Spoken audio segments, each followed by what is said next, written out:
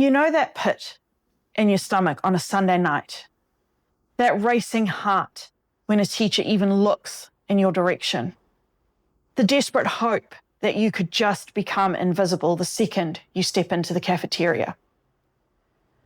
For so many students, this isn't just a bad day, it's every day.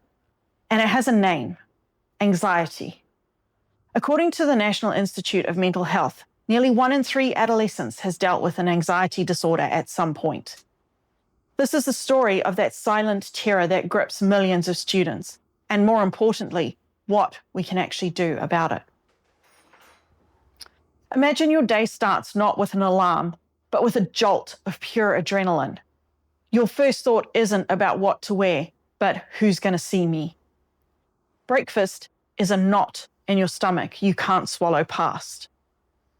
The walk to the bus is a mental rehearsal of every single thing that could go wrong. Will I say something stupid? Does everyone know I'm a complete mess? This isn't just being shy. Shyness is a personality trait. This is a deep physical fear. For students with social anxiety, school isn't a place to learn, it's an arena. Every classroom, hallway, and lunch table is a stage where you feel like you're being constantly judged, scrutinized, and are just one wrong move away from total humiliation. The fear is specific and it's relentless. One of the most common triggers: getting called on in class. Suddenly, 30 pairs of eyes are staring at you and your mind goes completely blank. Your heart pounds and your voice starts to shake, and you can feel your face getting hot. You might even know the answer, but the words just won't come out. This fear of being put on the spot extends to everything: presenting, working in groups, even just asking a question. And it doesn't just stop when the bell rings. The cafeteria can feel like a social minefield. Where do I sit? Who do I talk to? Is everyone watching me eat? It can be so overwhelming that a lot of students just skip lunch altogether. Friendships start to fade because social events are too scary to even think about. Grades drop because class participation feels impossible. Eventually, this can lead to school refusal, where a student will do anything to avoid going to school. It's a quiet pandemic happening in the crowded hallways, and for the students living it, it feels incredibly lonely. But if this is you, know this: you are not alone. So why is this happening? How did the one place that's supposed to build our futures become the source of so much fear? The causes are a tangled mess, but they weave together to create a perfect storm inside a student's mind. First, let's talk about the insane academic pressure. In a survey across OECD countries, a staggering 66% of students said they feel stressed about getting poor grades. And 55% feel very anxious about tests, even when they're prepared. In a culture that's obsessed with achievement, every single grade can feel like a final verdict on your self-worth. This constant evaluation creates a paralyzing fear of failure. Then you have the social dynamics. As you get older, peer acceptance can feel like life or death. For students with social anxiety, this natural worry gets dialed up to 100. They're constantly scanning for signs of judgment or rejection. And this isn't just in their heads. Bullying and feeling unsafe at school are major triggers.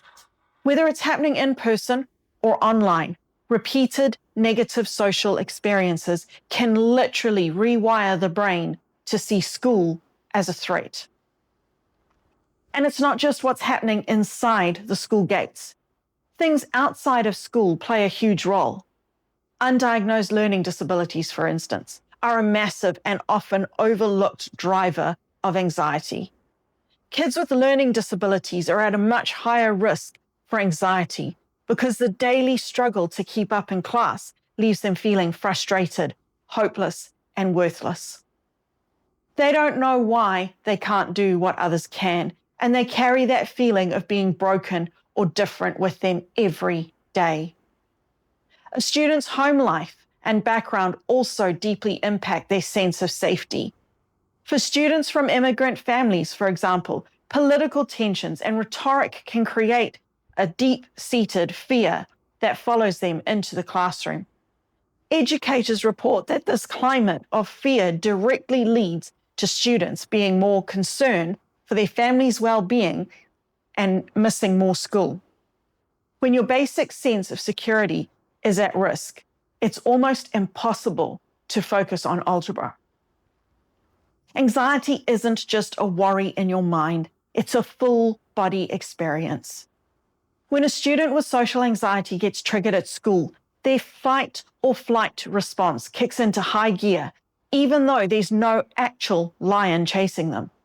Physical symptoms can be brutal, and they often make the anxiety even worse because you're scared someone will notice. We're talking a rapid heartbeat, sweating, trembling, a shaky voice. Many people feel tightness in their chest, and it makes it hard to breathe. Blushing, dizziness, and upset stomachs are also incredibly common. These feelings can be so intense they can be mistaken for a medical emergency and can even escalate into a full-blown panic attack. Emotionally, it's just a constant state of dread. Students often live with this nagging feeling that the next moment of judgment is right around the corner. This can crush your self-esteem and lead to the belief that you are fundamentally flawed.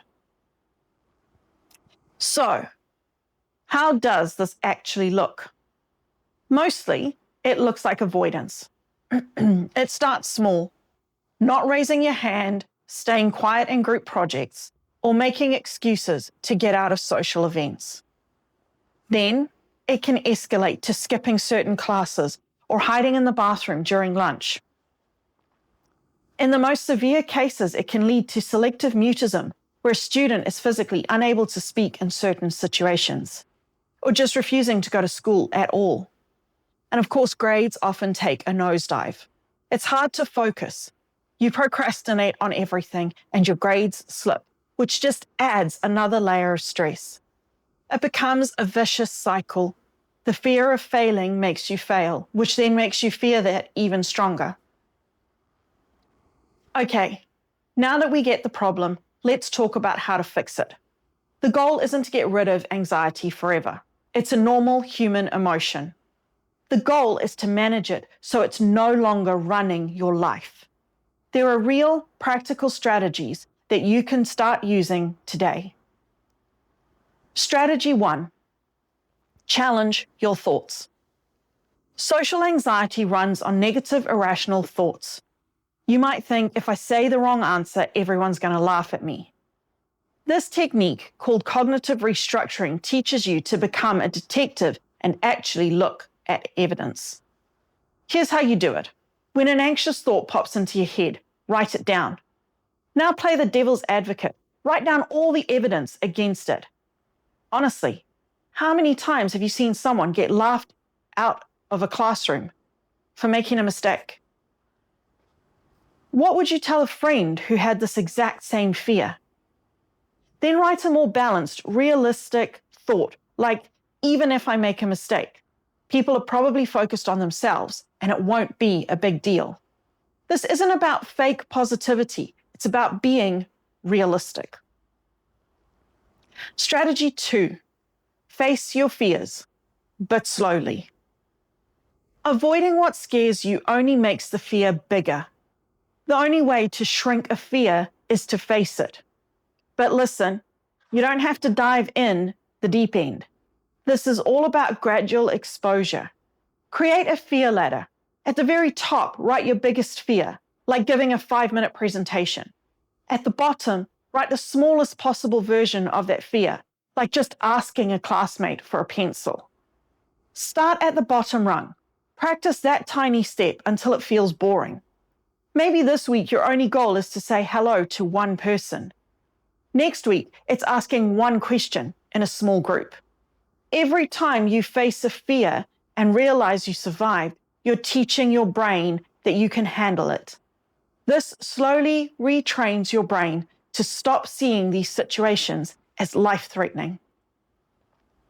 Strategy 3, ground yourself in this moment.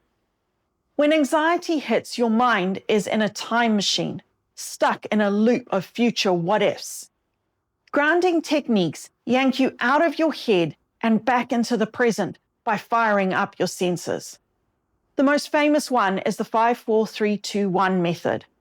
Wherever you are, just silently name 5 things you can see: the clock, a crack in the ceiling, the color of someone's backpack.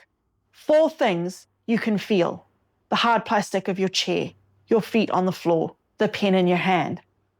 3 things you can hear: the hum of lights, a distant siren, your own breathing. 2 things you can smell: the chalk dust, someone's lunch. 1 thing you can taste: the mint from your gum, or just the inside of your mouth. This exercise forces your brain to focus on the real world right in front of you, interrupting the anxiety spiral and calming your nervous system down. Strategy 4, master your breathing. Anxiety makes your breathing fast and shallow, which then makes you feel dizzy and lightheaded. But you can take control of this.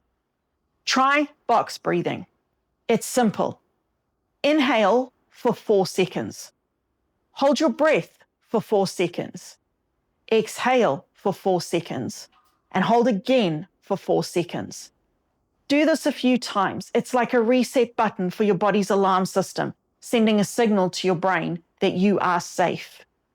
Feeling this way can be incredibly isolating, but it's a shared struggle. And to prove it, I want you to do one thing. Share one situation at school that makes you anxious in the comments below. As you read through them, you'll see just how many people feel the exact same way you do. Let's build a community of support right here, right now. And if this video helped you, please subscribe and turn on notifications. Thanks for watching, and join us on Patreon for more resources. Check out our Digi store for more online apparel. The fear so many of you feel at school is real. It's valid and it's exhausting, but it does not have to be a life sentence. This isn't about becoming fearless. It's about learning that you can be anxious and still do the things that matter to you. Remembering you're not alone is the first step. Challenge your thoughts, facing your fears one step at a time, and learning to ground yourself. These are the tools that give you your power back. It's okay to not be okay, but it's even better to know there's a way forward. The journey isn't easy, but it is always possible, and it starts today.